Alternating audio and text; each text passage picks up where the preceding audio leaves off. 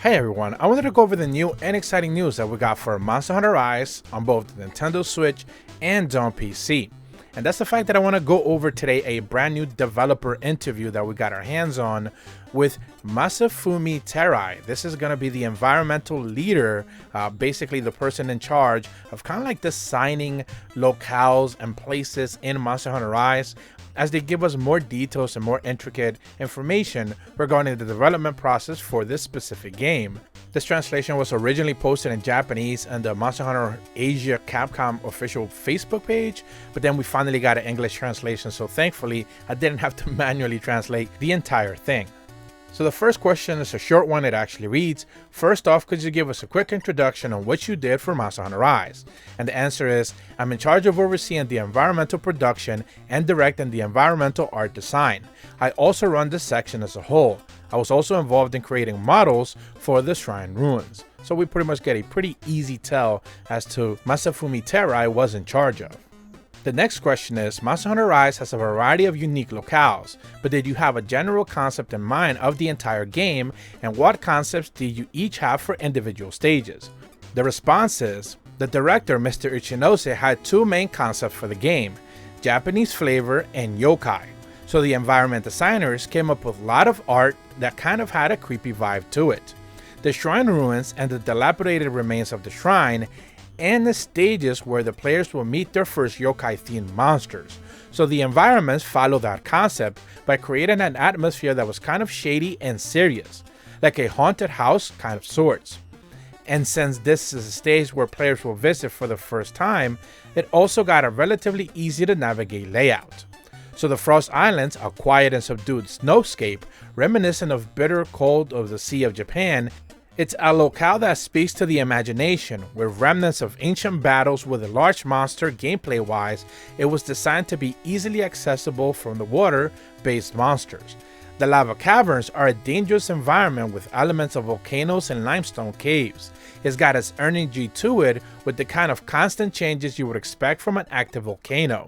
But well, it's basically a volcano type stage like we've had in most other Monster Hunter games. Haha. I do find the laughs kind of funny there. It sets itself apart though by blending in both elements of fire and water, and it's also fairly hard to navigate. So I can't tell you guys enough how much I love that kind of answer, only because again, we're getting the direct information from the developers and the designers themselves as to what their ideas were for each one of the stages, and how easily just even the Shrine Ruins, since it has to be an introductory stage, is one of the reasons why it's kind of like one of the more basic ones that we actually get to explore. But then when they talk about in contrast with something like the Lava Caverns, which is pretty much the last stage other than those arena ones that you're going to be able to unlock, it is very much specifically a multi-layered stage with plenty of like nooks and crannies that you can easily get lost over. And it's one of those places where like even if you're like looking for the lost swords, you're gonna have a hard time if you're not like necessarily paying too much attention, because there's just so much ground to cover. So I love those kind of details. The third question reads, the flooded forest and the sandy plains are returning locales from previous games. How did you end up choosing these stages? And the responses says, in these stages that we wanted players to come back to and experience for both nostalgia for the past games and surprise at how drastically they were remade. That's how we wanted to hook these players in. In old games, each locale was split into separate areas, but this time they're all open and seamless. So we wanted people to discover new things by showing them how all of these areas are connected, thus fulfilling a sense of nostalgia at the familiarity scenery, but also providing a fresh new experience at the same time. Of course, for new players, all of these locales are completely unknown, so we wanted to make those players curious, how did these locales look in previous games as well. And I love the fact that they used the word hook those players in. That is just such a great thing, because they're basically saying like, yep, you remember those stages from previous games, 3 specifically and 3 Ultimate for example, and yeah, we're just gonna give you those stages again because nostalgia, and we know nostalgia sells, therefore we're just gonna get more people to play Rise because we're bringing back old stages. I just love that kind of like honesty, to be quite honest, and I just love to see that kind of stuff. The fourth question is, what kind of processes are involved in completing a single locale and how long did it take? The answer is, First, we start by deciding on the level design and how challenging the terrain is going to be. In the meantime, we start creating assets, be it materials, parts, etc., which then we place on the map and build the visual layout of the area.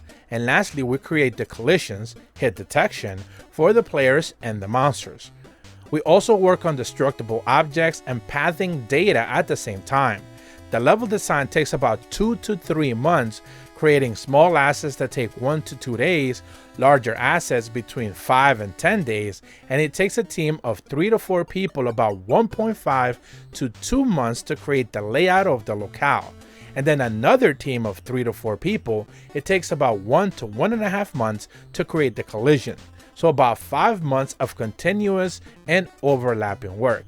Again, I love that kind of response because we get just so much raw data and details regarding of just how laborious it is for these games to actually have a decent amount of stages. And one of the reasons why I've kind of talked about at length now, I've put up several videos on this, why I think Sunbreak ultimately will most likely be a 2-stage DLC expansion where, you know, we've already seen the Citadel, but we shouldn't necessarily be expecting way too much beyond that. Maybe one actual more stage and maybe a couple of arenas, only because as they're saying themselves, it takes them almost 5 months for a group of like almost 8 people in 2 separate groups to be able to put all this work together. So, you know, it isn't easy. And then on top of that, they have to do all the monsters, all the new assets, all the other stuff that needs to be added in, armors or whatever. It's just a lot of work.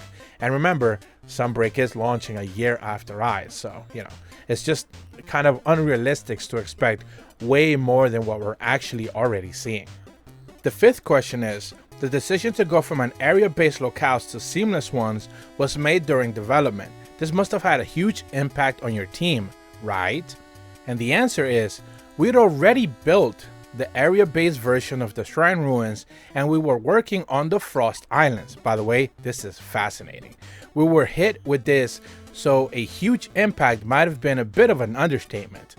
It was more like, how on earth are we going to solve this? Seamless locales take a completely different approach to create, and we needed to prepare ourselves and get rid of everything that we already made and restart from completely from scratch. It was also the first time we were using the RE engine to make a Switch game, and on top of that, there weren't many seamless Switch titles at the time, so we had to figure out how to do this by ourselves. Fortunately, several of the team members were very much in favor of going seamless, and we got help from our other staff members who were used to making seamless locales, so we managed to pull it off somehow. I'm really glad we went this route now, but back then we had a hard time shifting to a completely new production system.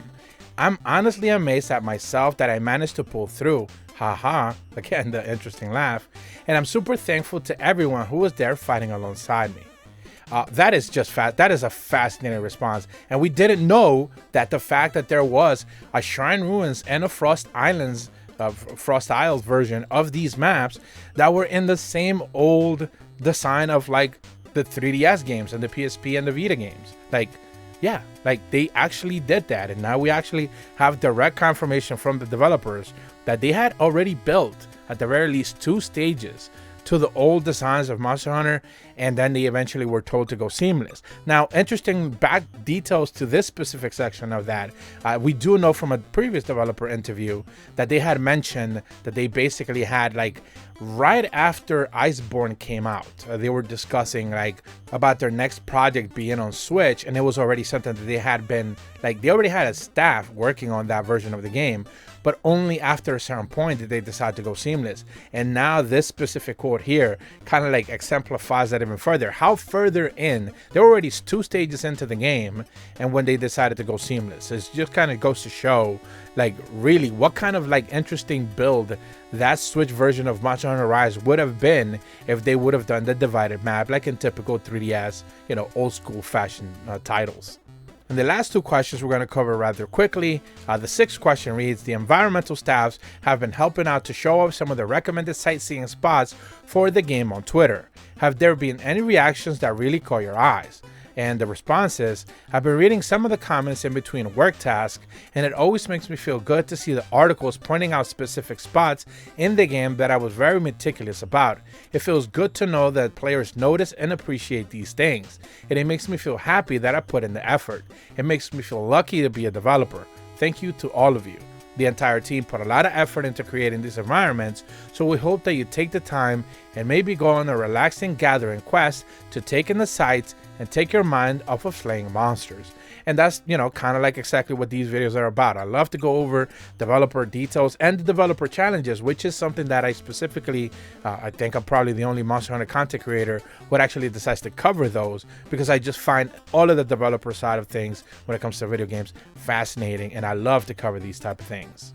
There is one more slide that I want to showcase, and that is the closing comments from Mr. Shibata, and that actually reads, I already knew that when we shift from the area-based locales to seamless ones in the middle of development, but I never knew how much work it was until I talked to the developers in charge. It also makes total sense that we found out that the lava caverns were deliberately made to be more difficult to traverse. I still sometimes forget which route is the fastest when a monster moves to a different locale. So yeah, it's just kind of like what I echoed originally. It's just fascinating that we got those details that, the maps were already kind of like in production, being sliced off in their very own thing. And at the same time, that even things like difficulty to traverse and like how to get to a specific monster is something that they take into consideration when they're creating a map, and how long it actually takes to create a map. People just think it's just like there needs to be constant DLC, and there needs to be constant things being dropping, every single week. But when you start to consider it, for the staff number that they might actually have, considering that they already have another team working on the next Monster Hunter game, it's just kind of like, it's a limited thing. You can't really do much about it. But that's about all the information that I wanted to go over with you guys today. I love these developer interviews. I can't stress that enough. I'm going to be putting out more of these videos, especially as we get closer to Sunbreak, because there's just going to be the same thing that we're talking about here specifically when it comes to Rise. We're going to be going over specifically about the Citadel in the future when it comes to Sunbreak. So if you're brand new to my channel and you like what I do, be sure to leave a like and subscribe. Hit the bell to receive notifications when the videos go up. And as always, thank you so much for watching. See ya.